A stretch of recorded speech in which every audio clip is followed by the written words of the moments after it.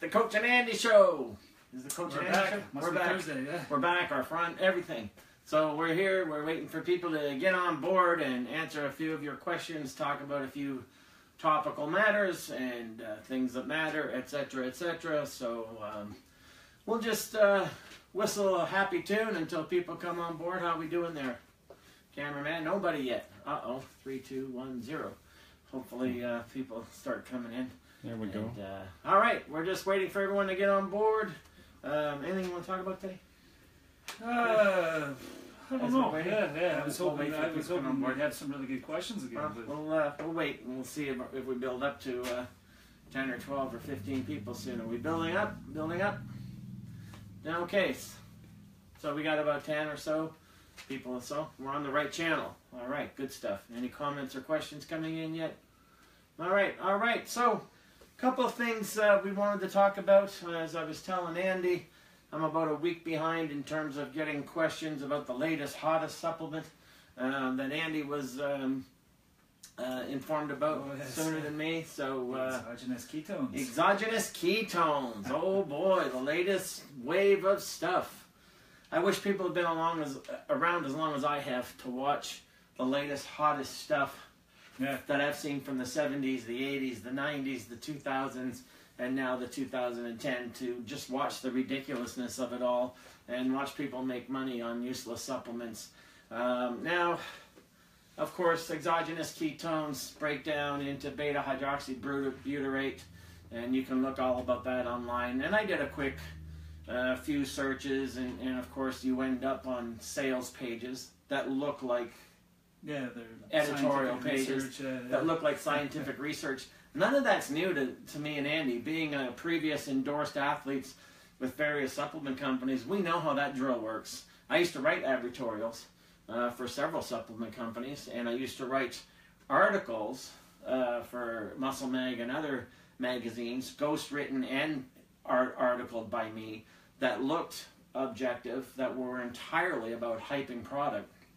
So what do I see about exogenous ketones? Well, there's a possibility that could have some adaptogen potential. Adaptogen is a substance or a technique that helps the body adapt to stress or returns the body to homeostasis. There's some potential, possible, maybe value in that. Hasn't been around long enough. But, folks, beware of exogenous ketone nonsense that comes in the guise of multi-level marketing. Any supplement that is of multi-level marketing value or background isn't something you want to consider, right? And we've been through that. Isogenics, Body by V. I mean, all these things, they come and they go. They're gone as fast as they come. They make the originators of it millions and millions of dollars, big time, and all the followers get nothing out of that except promises of, oh, if you get 10 people under you that sell this product, you're going to make this much money, and it's all about money making. It's not about valuable substance that actually works and takes someone to the next level.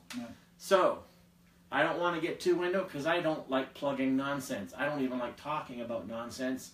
So when people write me and say, will you talk about this and will you talk about that, especially when it's a supplement, I usually renege, and I usually like to say, no, I won't, because it's almost like an endorsement right away, just mentioning it. So, because people go online and they'll search, and people who don't have a mind capable of breaking down research, etc., will respond to their wish bias or marketing hype.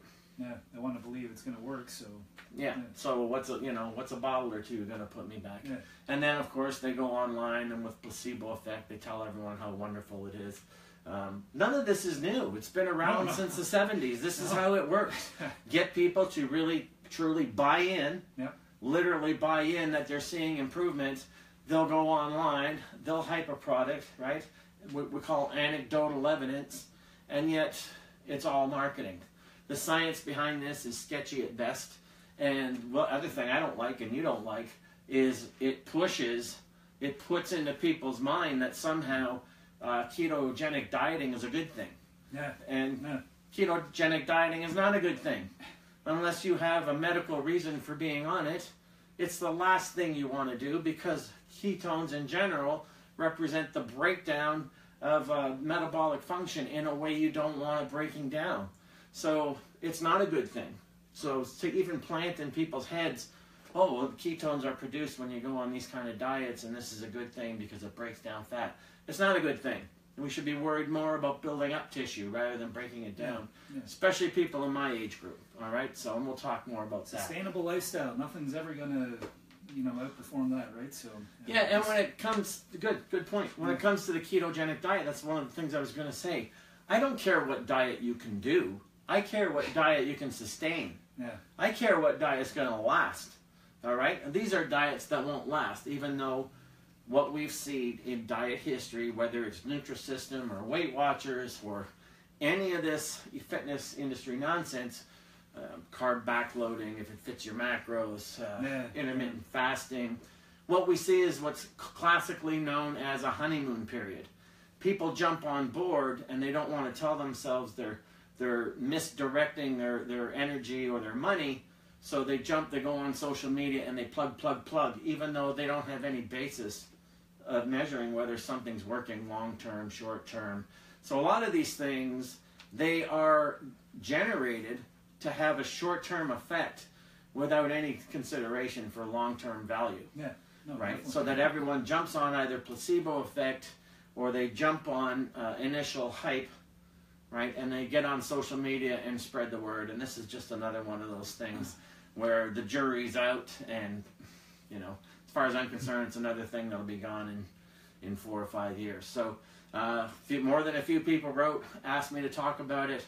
That's about as much as I want to say about it. But especially if it comes in the form of multi-level marketing, then it's nonsense. We've been through this with Body by V and Isogenics and other things. And then when they test these products, what do they find? They don't even have in them what they say is in them. Yeah, that's definitely a big problem for sure. And the supplement industry is not like the drug industry. It's very, very low policing, and you can have up to like 20% of what you say is in the product actually being in there and not face any legal consequences. So there's a lot to consider when you're thinking about supplements. So I would reconsider your pocketbook, spend it on something reasonable like knowledgeable help, experience, good coaching. So that's my rant on exogenous ketones. Anything else in there, Brian? Nobody. We have an audience? We have a really nice audience. Okay, so hopefully, folks, you're throwing some thumbs up, some hearts up. If you have any questions or concerns, go ahead, Mike. No, I think we were going to talk about what you were saying about the Indy 500, how there's no fat race car drivers. Yes. That was a good point. Yes, you made, right? yeah. So this past weekend, Andy and I were talking at an earlier photo shoot we were doing, and this past weekend was the Indy 500, first time won by a Japanese race car driver. I don't really follow that stuff, but I follow all interesting athletic reports. Mm-hmm. And the one thing I remember mentioning to Andy, because I see so much of wrong advice, especially for people my age, the physique after 50 crowd, and they're still in the gym with their trainers trying to burn calories. You see it at our gym, right? They're running up and down that one flight of stairs, holding medicine balls and stuff, and they're over 50. Tracking macros and making sure they burn off what they when they should be thinking about tissue building, not calorie burning. And everyone's like, well, calorie burning, that's the way you get lean and stay lean. No, not necessarily. That's the way you break your body down. That's the way you downregulate your metabolism. Yeah, and a lot of the times that's when your body goes into fat storing mode. So a good example of that, at the Indy 500, you won't see any fat race car drivers. And yet, what do they do for 500 miles? They're sitting down. All right? They're not moving. They're not local. They're not trying to move as fast as they can. But the burdens on them in terms of heat and reaction time, things like that, demand an incredible level of fitness. So, but you won't see any overweight race car drivers. You just won't. So how does that compare to the whole fitness industry misfocus and myopic focus that, oh, you got to burn calories, burn calories, burn calories. No, you got to tissue build as you're burning calories. And that's why certain physiques look a certain way as a result of training a certain way. Andy doesn't go into the gym and focus on how many calories he's burning. He doesn't track that stuff. He goes into the gym, stimulates metabolism, stimulates muscle growth, and then the result of that is an aesthetic, pleasing physique. So the race car driver is a very good example. Think about it, folks. Race car drivers, Indy 500, who are not overweight at all, right? So very, very good thing to think about. So I'm going to go take care of that noise in a second. So any questions or comments? Yeah, could you comment on the low thyroid diet and energy for Tyler? You want to take that while I go turn off my air conditioner? Low thyroid diet and low energy. And energy, the relationship. There really should be no such thing as a low thyroid diet, for one thing. There's no... Yeah, you're not going to correct that with a specific way of eating, I think, but... Medical intervention is what corrects it. Yeah, you're going to need an actual doctor to look at that situation. Yeah, and believe me, Synthroid is the most prescribed, one of the most prescribed top 5, I think, medicines on the planet. So once you've got medical intervention for any kind of thyroid issue, it really becomes a non-issue, unless you're not getting treated. I don't know why anyone wouldn't get treatment. I take Synthroid, so I don't have any issues with it. It's not something that affects my diet choices at all, and it shouldn't. It's not like I'm hypothyroid. Well, get treatment. Otherwise, there's no real school of thought around that. So, good question, but again, a lot of people that think there's some sort of conspiracy with like the modern medicine or something, and like it's like holistic nutrition and medicine is on one side, and modern medicine. Yeah, and then the whole idea. Hold on, Brian, I'll get it. And then the whole idea that there's an actual diet for low thyroid, a diet solution for that kind of hormonal downregulation or hormonal issue. No, that requires some kind of medical intervention. So it's a good question, but it's part of what the fitness industry tends to invite, which is a lot of hype about things that really make no sense. So give Andy a question, and I'll be right back. Go ahead, Andy. Give it to me. Andy, do you know anything about the DNA diet? Could you possibly be more programmed to eat potatoes than rice because your ancestors did not eat rice, kind of thing? I don't think so. I think that's more of another marketing angle for sure. The same principles apply for everyone. It doesn't really matter what your genetics are, what your blood type is, or anything like that. That's just more of a marketing angle for people to sell products, sell books, things like that. They want to make you think that that you haven't done this. That this is why you haven't gotten any results, because you're not eating a specific way for your DNA. We're talking about the DNA diet, so yeah, it's really just a marketing angle. Common sense rules when it comes to diet: portion control, healthy whole foods. Abs by Andy.com. That's going to pretty much work for anyone. So absbyandy.com. Like lifestyle choices and eating carb. Let me tell you a little nutrition history here, folks. The DNA diet is an offshoot of about 20 years ago. There was a eat right for your blood type diet, which was also a load of crap. Yeah. All right, and then what did I end up seeing in the bookstore that I was ranting about a couple years back? I go in the bookstore when paleo was still a thing, which has also been debunked. If you give any of these diets enough time, they'll be debunked. Academia always comes around and debunks what's become a marketing sensation because there's nothing. Real experts. So I remember once I, sort of shared the knowledge that eat right for your blood type was nonsense. I'm in the bookstore. Not only was there paleo, but now there was paleo for children and paleo for women. Well, we're all human, so really at those stages, really, there's going to be paleo for women because there's that much difference between human, female, and male DNA that would require, not eating nightshade vegetables, but this person can't. I mean, just nonsense. Way too complicated. Yeah, listen, folks, it's not about. I mean, how many? Every show we should just start with this, right? It's not about your diet's not complicated enough. It's about your diet's not simple enough. Yeah. All right, and you don't need more rules. All right, you need principles to follow and a lifestyle to live. All right, it's not about having 100 new rules that you got to and hoops to jump through, because that'll never last. As exciting as it is in the beginning, it becomes tiresome real quick. So I don't know why people can't get. I'm about to be 56 and I look like this, which isn't too bad at my age. You look like this at age 35, and we practice what we preach, and we tell you what that is, and it still meets with resistance because of internet hype. It's still, well, no, but You know, it's got to be more complicated. It's got to be DNA related, and it's got to be like thyroid related, and it's got to be ketone related, and it's got to be, you know, night veggie related, nightshade veggie related. No, it doesn't. It doesn't have to be any of those things. It has to be lifestyle focused. Oh, absolutely. Right. So, and we've got absbyandy.com. We get into the lifestyle. We get into the training. We get into the principles. And it's funny, how many times have we talked about this? The gyms we've gone to shoot our projects at, or people have come to see that, you know, Abs by Andy's blowing up online. So we go to the gym that we train at, and then the other gym we're shooting videos at, and people are seeing the video for absbyandy.com. And what's their first comment? What supplement? What supplement is this for? What supplement are you advertising? What supplement are you selling? We're not selling supplements. We're selling actual workout programs, solid principles. Yeah, and it boggles.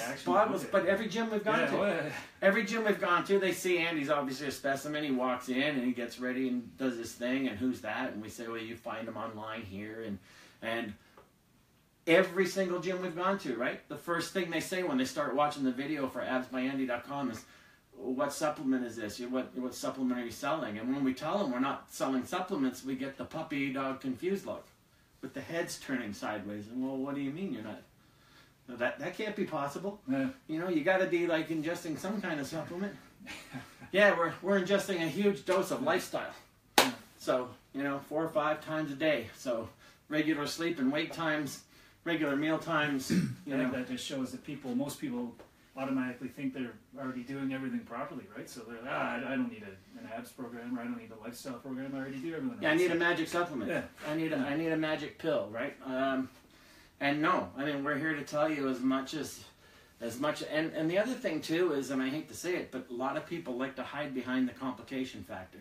The reason they're not getting the results they want is their stuff just not complicated enough. Yeah. Right? And there's more than a number of wannabe gurus out there who will feed that mindset with overcomplicated nonsense, right? Like what we were talking about, or what I was talking about on Breakfast with the Coach on Sunday, is all this new focus on the coaches that can fix your metabolism, and all the rest of this nonsense. So that kind of thing, you know, people will hide behind, you know, well, if I had it, you know, it needs to be more complicated because I'm doing everything I can do. No, you're not. Not if you don't understand the principles and all those other things. So knowledge first. Supplements, way down the list. All right, and then magic diets that have funny sounding names like DNA diet, and you know, all these kind of things. Fix your metabolism diet. The other thing I did a few years ago, Andy, was researching for, I think it was my last metabolism book. I think it was Understanding Metabolism. So I went into the common elements, right? The common popular diets that were going to fix things, right? So I went into adrenal burnout, and I went into low thyroid diets. And you know what I found? What's that? The solution for these special diets, they were all the same diet. Oh, they're all healthy whole foods with lots of vegetables and you know, like lean proteins, and it was just you know, and healthy fats. Oh no, wow, there's magic. You know, so lightning in a bottle, you know, like that's what people are looking for. But you know, not going to find that here, folks. You're going to find solid principles that have lasted this 4 decades and that 3 decades. So what else can we tell you? Any questions there, Brian? What about the no oil diet hyped on YouTube? No, wow, if it's hyped on YouTube, it's got to be factual. No oil diet? No, I don't know what that means. No oil what? No fats, I guess, or I don't know if that's... No, yeah, that sounds like a low-fat diet to me. Is that can someone give a thumbs up if that's what you mean? Are you talking about a low-fat diet, like no hydrogenated vegetable oil and no canola oil, things like that? If that's what you mean, you can post a thumbs up. Olive oil. Olive oil. Oh, well then I should be dead. Because that's the majority of my fats come from olive oil. Before everyone was hyping up olive oil. Well, everyone's got it. You know, here's another thing, folks, that you need to know about online marketing.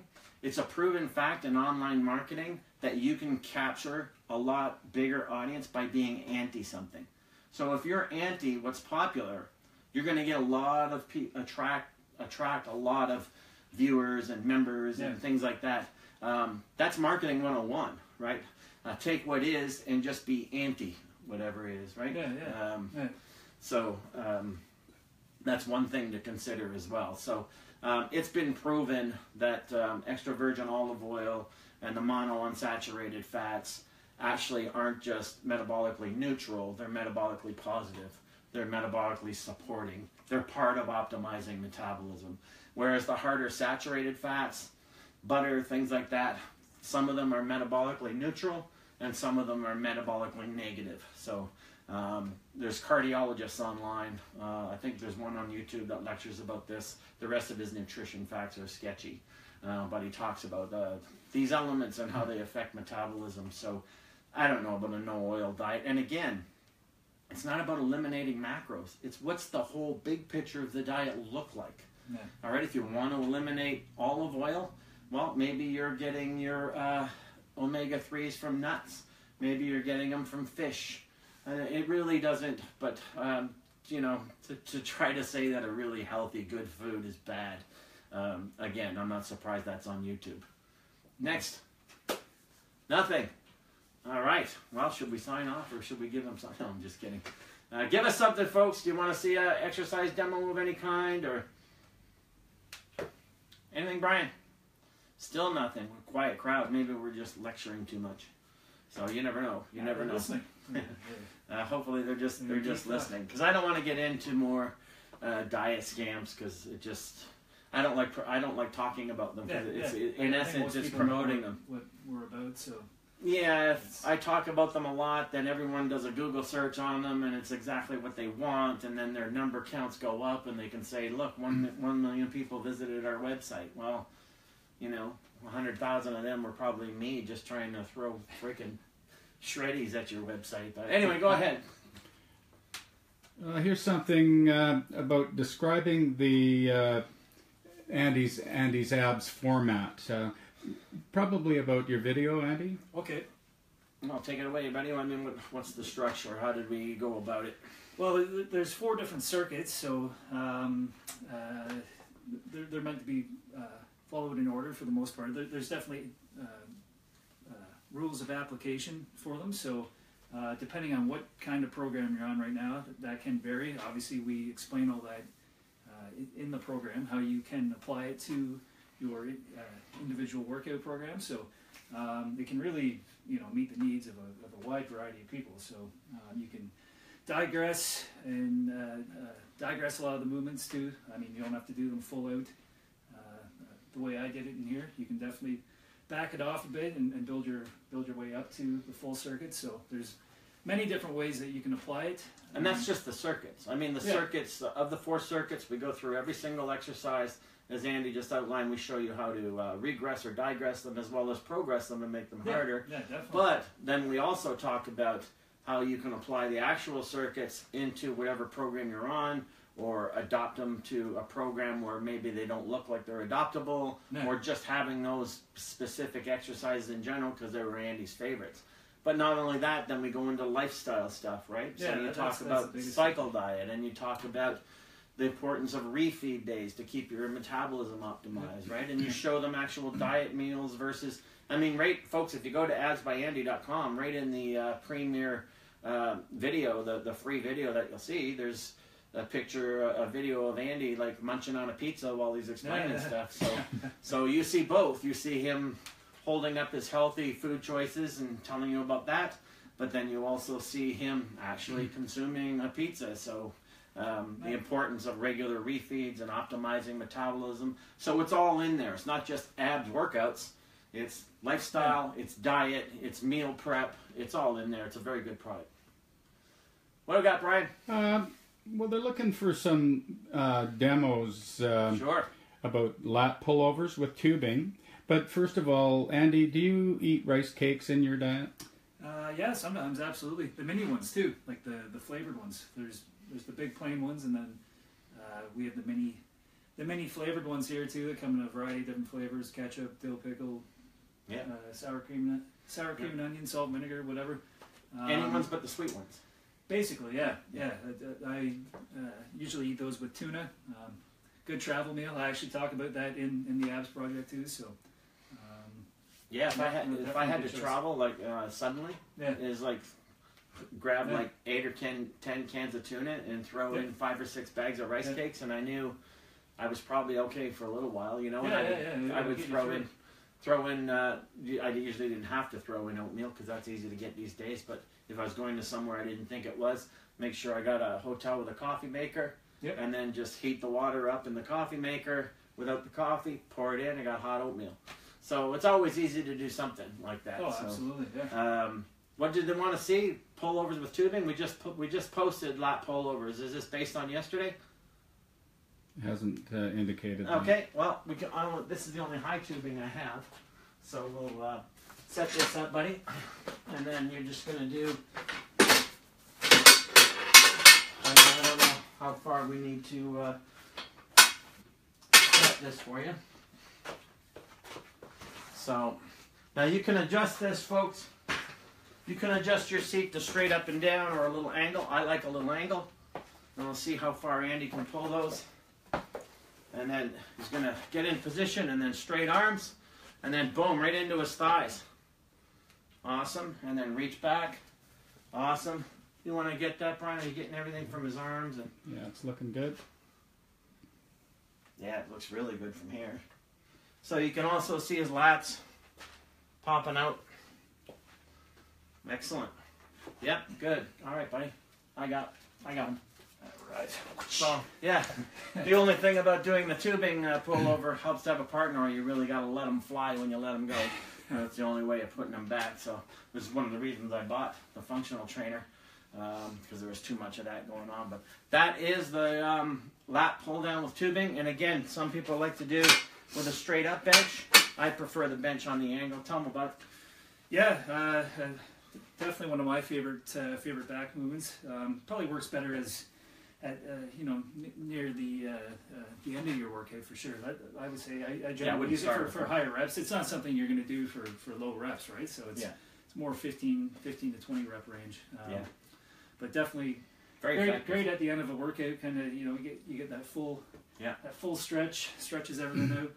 Get a good pump in there. Great way to finish a back workout off. Andy, you're talking about stretching. Is stretching necessary after your workout? I definitely like stretching after workout. Definitely do it after workout, not before. Never before. If you warm up properly before a workout, though, you probably don't have to stretch as much after. Warming up definitely has a stretching effect. Well, there's an old saying by professional trainer Vern Gambetta, and his quote is, "Never stretch to warm up, you warm up to stretch." Yeah. And that makes sense. So once your workout is going, it's actually a good thing in terms of active recovery is to stretch unrelated body parts while you're resting, right? I've been doing that lately since I went back to body part training. So, I'll stretch my hip flexors and my glutes and hams and my quads. I'll stretch them out while I'm training chest or arms or something like that. So, or you can just leave it all till the end of your workout, that kind of thing. But there's value in that for sure. But you never stretch to warm up. No, never. I always see people doing that. Their first set of legs, and they're stretching their quads out, and I'm just like, ugh. Yes. You're probably going to get less performance out of your sets too. Because, that's the other thing too. You're actually going to get better performance if you stretch after, not before. So. Yeah, and just use a little common sense, folks. What you're in the gym to do. Again, the kind of stuff that I keep witnessing in the gym in our day and age, it just shouldn't be happening, right? Like 2 overweight ladies join the gym, and I'm watching very nice ladies. I say hi to them every day. And they come in the other day, and what do? They sit down on the inner outer thigh machine. Oh, and they're, one of them's yawning. They're just sitting there yawning. Like, you can do that at home. So don't come to the gym to sit there and yawn, and don't come to the gym and the first thing you do is sit down.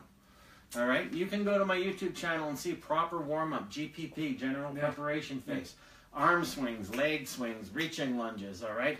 And it's funny, I go to the gym, here I am, a 4 decades expert, and the only people doing that in the gym to warm up is me and Andy. Yeah. So you can tell we're cut from the same cloth, but it's kind of sad, really, that people don't know the difference. So Yeah, it's very The very whole, sad. The whole idea of a warm up is to actually, wake up your nervous system. It has nothing to do with, warming up. It's you're not a car or something that you start in the wintertime and warm up for 5 minutes. And prepare the joints and the muscles surrounded for what's coming, right? So we call that physical rehearsal. Yeah. So you have to warm up the joint in order for the muscle to understand. Yeah. So very, very important stuff. You don't do that by walking on a treadmill or sitting on a bike or any of those things. And we've covered that, like, geez, till we're blue in the face. Yeah. Scott, you were talking about obesity. Where would one start if they were morbidly obese? Also, could you demo a few body blade exercises? This person, Alice, has just bought one. Okay. Oh, good for you, Alice. You buy any kind of home equipment as long as you're using it. Now, you should have, with your body blade, you should have had an exercise guide come with it. But I like to experiment. I like to sort of create and stuff. If you are morbidly obese, then congrats for starting. So, we have hope for you, definitely. And just keep telling yourself you'll get there. And that's a line that comes from our cameraman, actually. So just keep telling yourself, I'll get there, okay? No demotivating negative self-talk, all right? But no nonsensical positive self-talk either. It's got to be something that reinforces what you're doing. And start small. Don't think of the finish line. There isn't one. All right? So that's really important, but you want to get moving, all right? And the best way of doing that is actually with a combination. If you're morbidly obese, you need a combination of weights and cardio because you don't have a high enough work capacity to do weights every day like Andy and I do. And if you are that overweight, guess what? When you're doing cardio, that resistance, it's an extra drag. It's resistance. It's like wearing it's like when people wear weighted vests, okay, who are in good shape. So we can use that to your advantage. So that's also a very important thing. But I would also suggest that you definitely look into getting a custom program designed because it's not about just exercising. If you can target your exercise toward the goal you want to reach, that makes way more sense, okay? So it's not just about walking off 6 pounds or anything like that. Again, you want a tissue build and you want to optimize metabolism because weight loss has to take place in the right metabolic environment.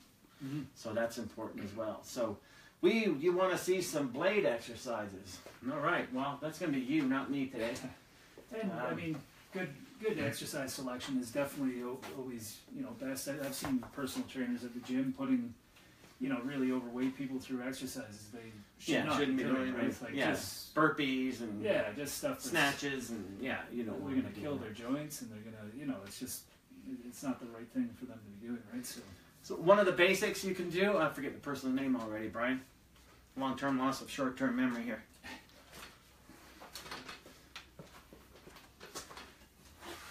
Just some body blade exercises. Alice.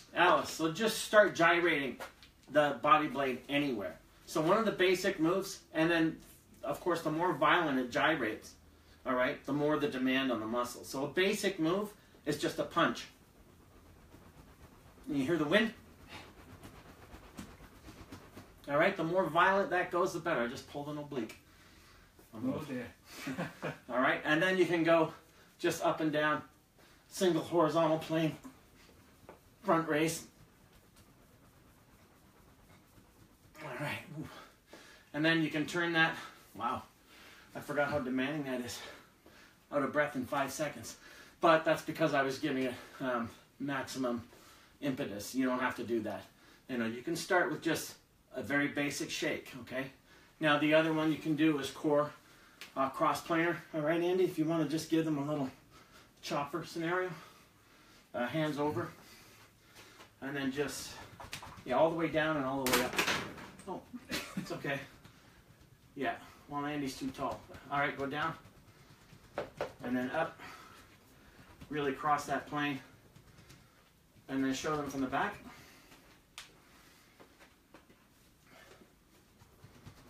So you can see, can you get in on his shoulders and stuff too, Brian? I'm not sure.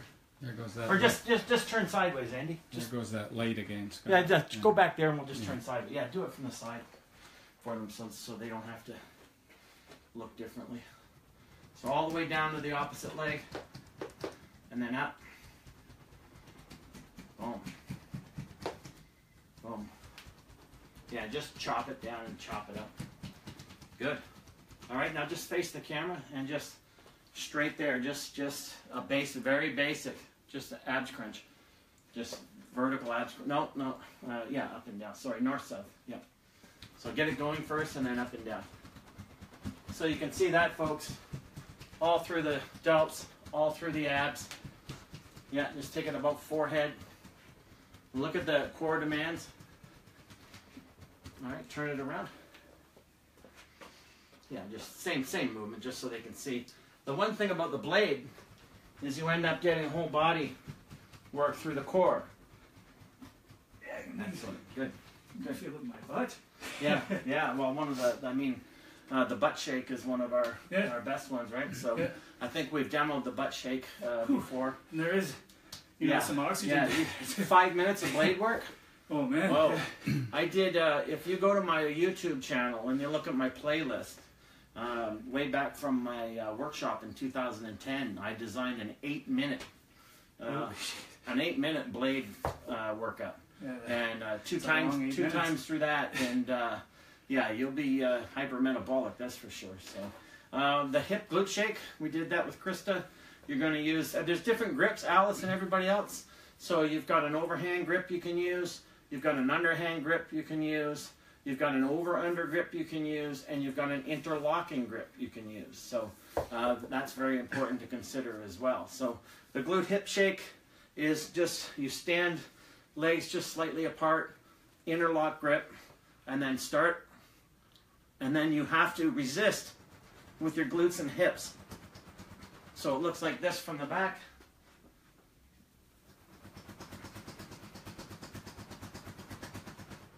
All right, show them that. Amazing for the tushy. So interlock grip, interlock. Yeah, and then just a slow start. Now, you can see, yeah. Okay, turn it to the back and get that going again. Now watch the butt, folks. You can't, this isn't on purpose. This is why it's called a glute hip shake. And then from the side. And then just from the side so you can see the arms and shoulders too. Just to see how effective that is. Nice and slow start. Yep. And then from the front. And then if we do it from the front, watch the chest and shoulders and abs. Get it nice in front of you and then just start to shake. Yeah. Your arms don't move, just the blade. There you go. So, wicked, wicked. And really, really devastatingly metabolic. All right, so those are some starter ones, Alice, and you can see that's just one simple movement. When you're not used to the blade, yeah, it'll knock you down. 5 minutes of blade work at the end of a workout. Every time, if I'm trying to get hypermetabolic for whatever reason, I'll take the blade into the gym for a couple weeks and work it on various angles and exercises and things like that. I also like the Blade Superman. I like the Blade. Yeah, I like a lot of the movements there as well. So anything you can do sit-up wise and variations like that. So very, very important as well. For instance, if you want to just sit on your butt, on your fanny. So face the camera. So, and then just like you're going to do a V up, and then legs in the air, and then, bring it, and then start up there, and then, nice and slow. There you go. Boom! Keep it going.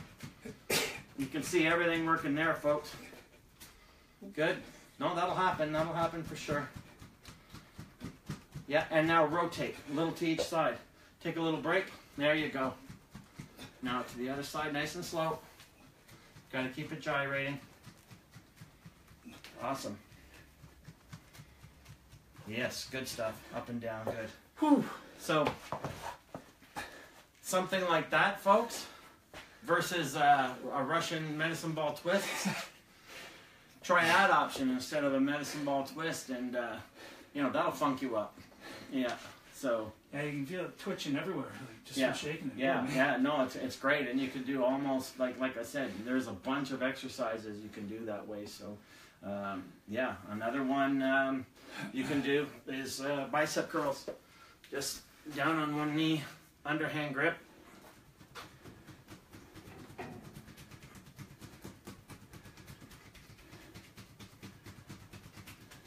And then you'll just counter that quick with some tricep press.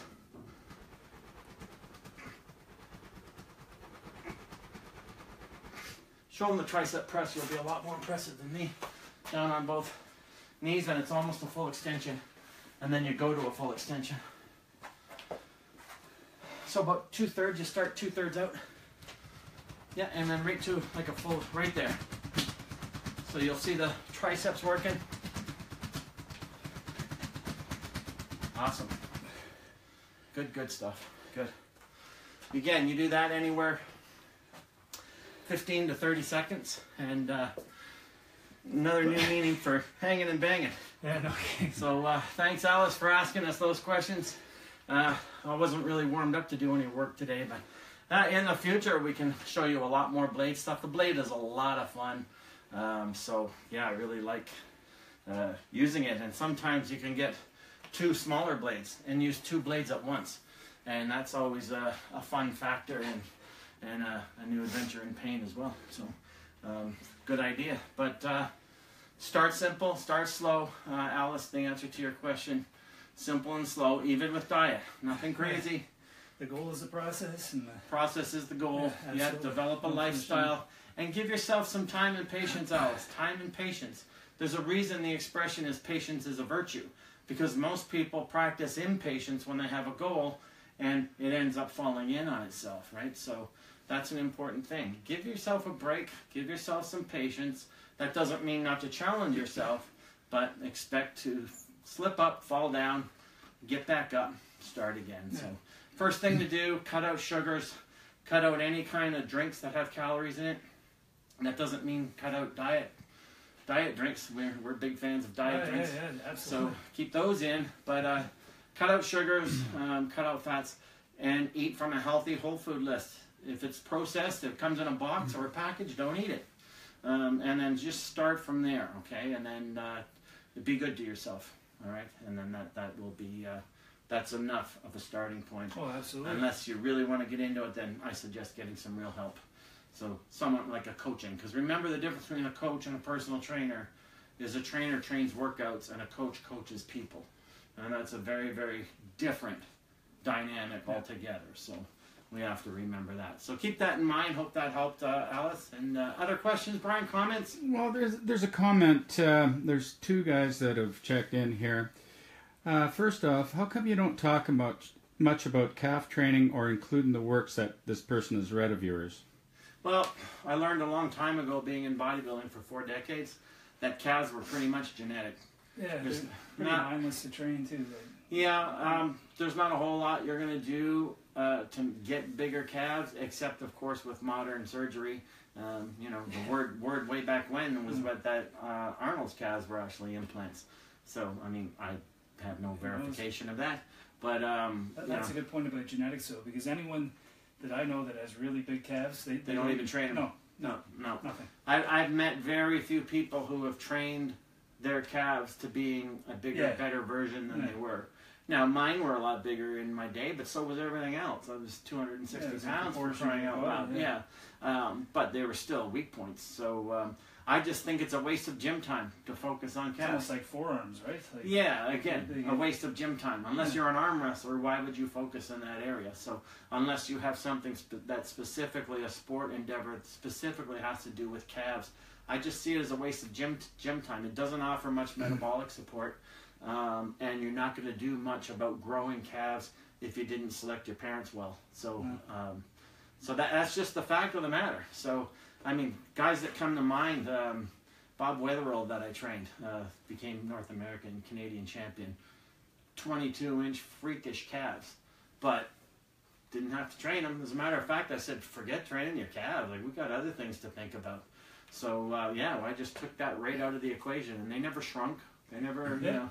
So that's why I like efficient use of gym time, and experience over 4 decades has taught me there's not a whole lot of people are going to be able to do.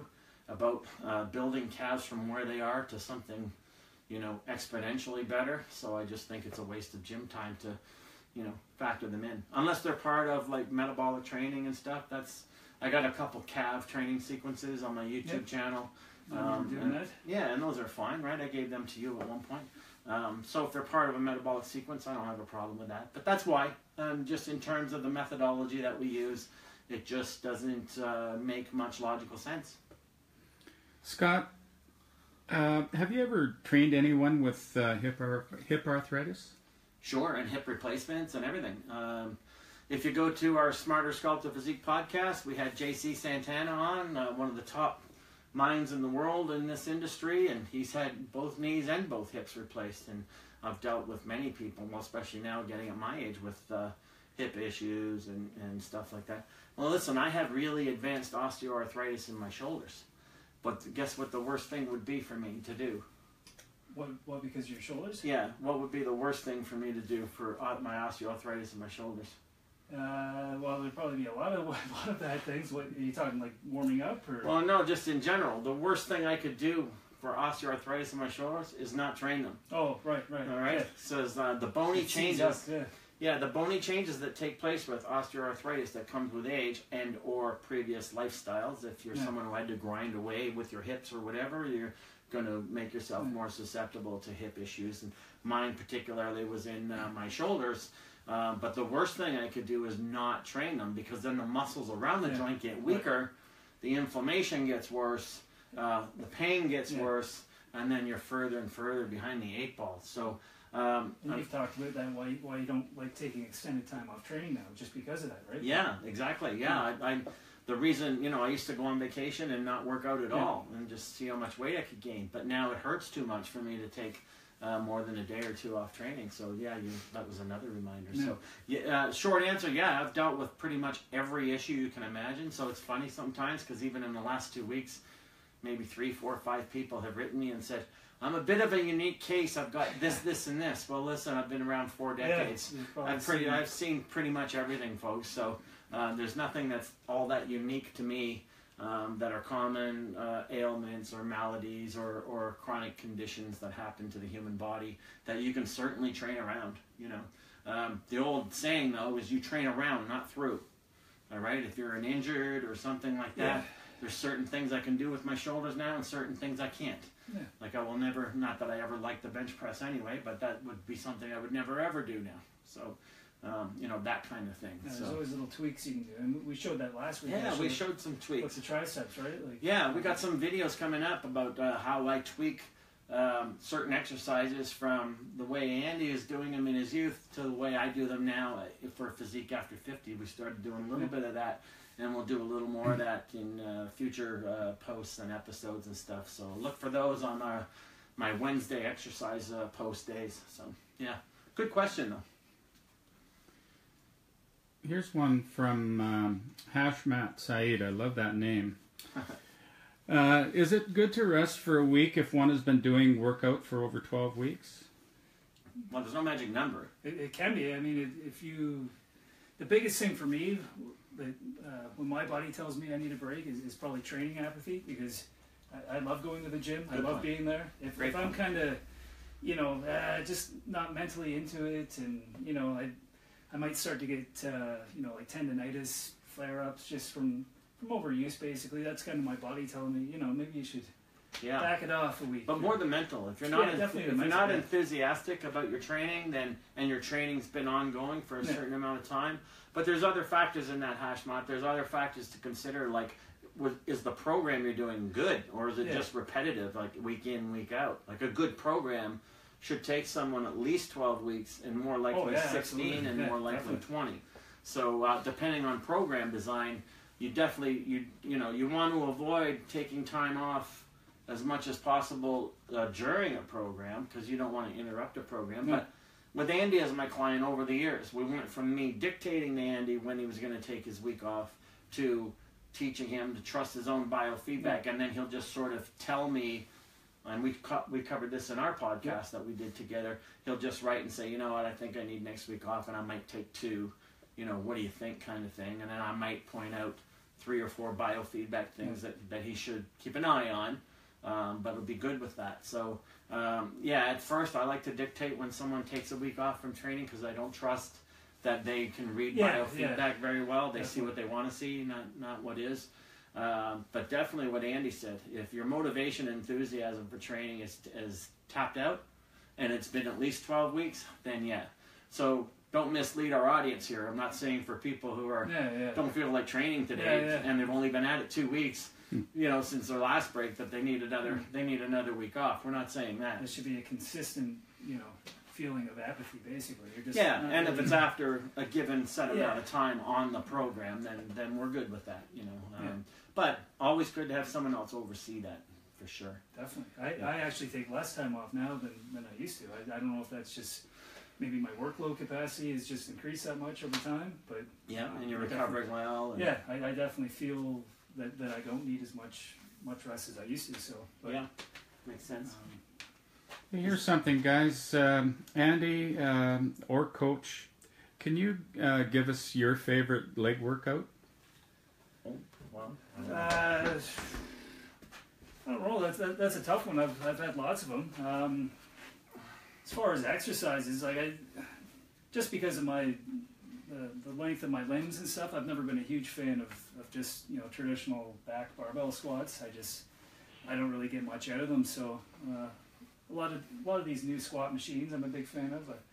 I can feel them a lot better. Range of motion is awesome. It takes my lower back out of it.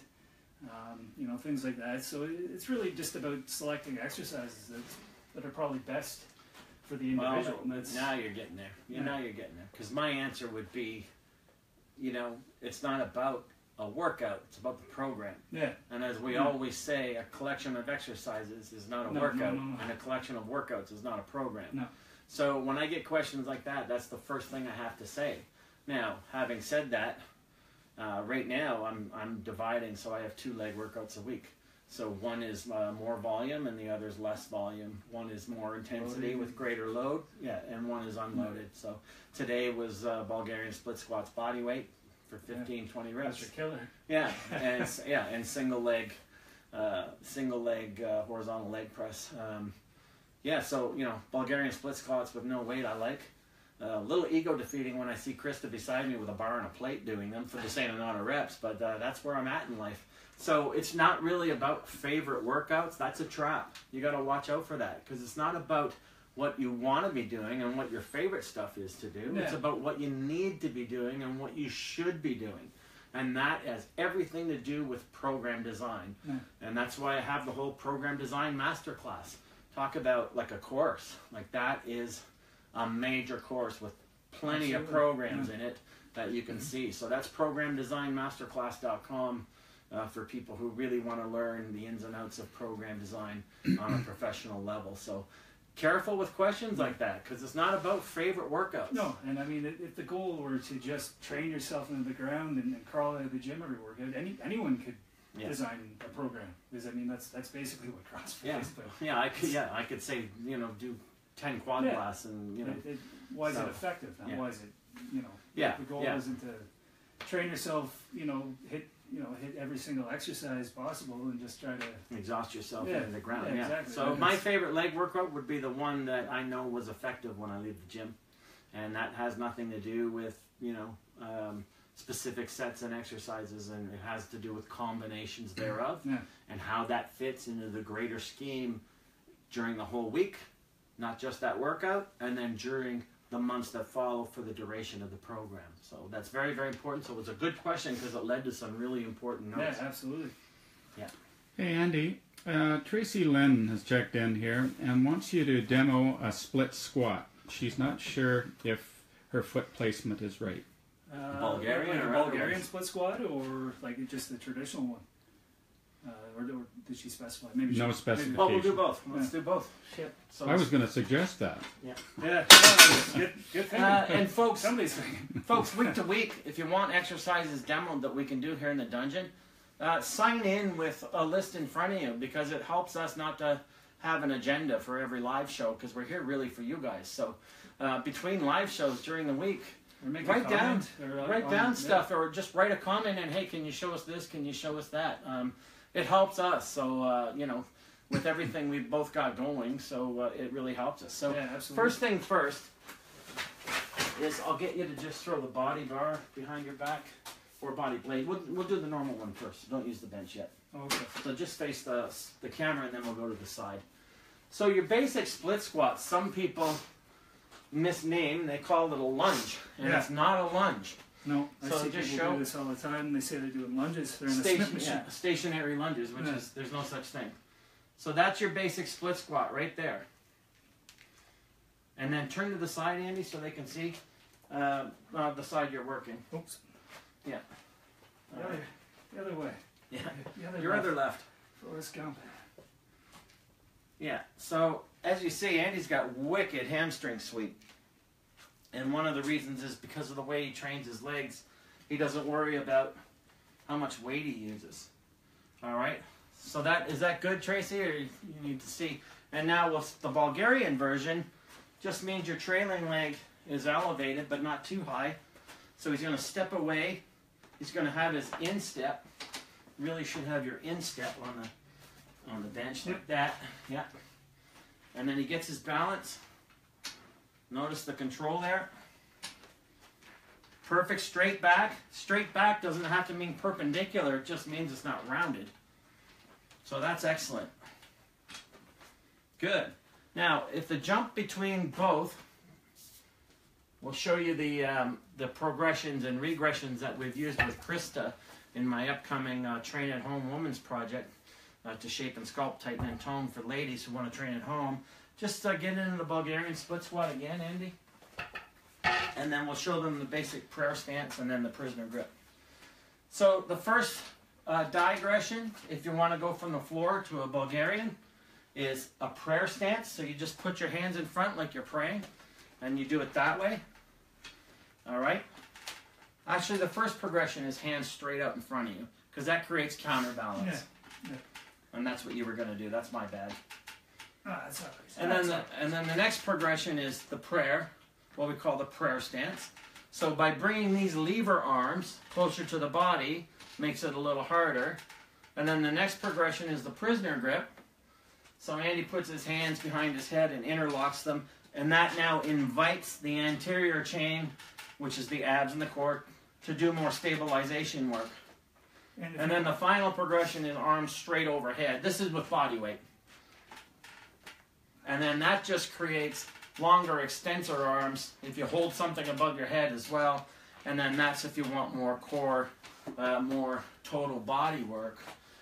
So that is your basic split squat from the floor to the Bulgarian version to various ways to regress it and progress it. Anything to add? I think just range of motion. You want to go as deep as you can without your opposing knee hitting the ground, and almost want to aim it back, like Yeah, I like to sit back. angle it Yeah. back. Yeah, You fit really, in your glutes more. Yeah, you really get that glute Yeah. ham tie in. So I like to touch the black knee, but my legs aren't nearly as long as yours, so that makes sense as well. So anatomical leverage we're talking about there for people who are interested in that. Did that answer your question, Tracy? Yeah. All right, good stuff. Anything else? Brian's just scrolling for I'm us. scrolling here. He lost his place. Oh no, I'm looking at this message here. What do you think about neurological typing? In short, your baseline levels of 3 neurotransmitters: dopamine, serotonin, and norepinephrine. Norepinephrine. There we go. Yeah. Strongly influence your personality and dictate. Well, the message is gone, but Yeah, that's a. can you comment on that, Scott? Well, it's getting a little convoluted. Well, that's why I took my time, yeah, eh? Yeah, for my liking. I mean, we're talking about the neurotransmitters that affect mood. Some dopamine, serotonin. And, some clinicians will argue that that's physiologically set. Some will argue that it's set by your attitude and approach to life and how good a shape you're in and yada yada. But I don't know about getting too into that in terms of forming personalities and things like that.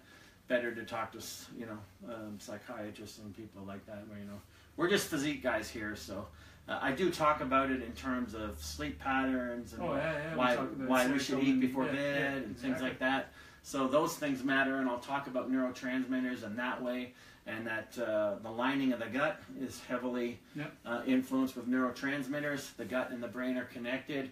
So oftentimes people who think they have food issues or food allergies or things like that, it's really the stress levels in their life that are upsetting the neurotransmitters in the gut. Eating them. Yeah, it's not what you're eating, it's what's eating you is the famous line. So there's a lot of that to think about in those terms, but I don't like to, I don't want to advertise that I'm a bigger expert in that area than I am. So we'll just let that one go. Anything else, Brian? We are good. So another session of the Coach and Andy Show, folks. We're actually off to the gym to shoot some videos now. We busy guys. So at least this week. So so until next week, folks, show us some love, some thumbs up and some hearts, because Facebook likes that stuff, and it'll help us reach more people, apparently. There's a whole Facebook thing, but I won't get into that now, but maybe I'll read some comments about what Facebook is doing to people with fan pages, choking off our reach, because they want us to buy advertising. But I don't have anything to sell beyond expertise and services, so that might work for people that want to sell you bubble gum or exogenous ketones, but that doesn't work for me. So see how I tied all that? See how I came back to the beginning there? So sometimes there's a few marbles still bouncing around in there that are working. So all right, folks, until next week, we'll see you next time in the Coach and Andy Show live.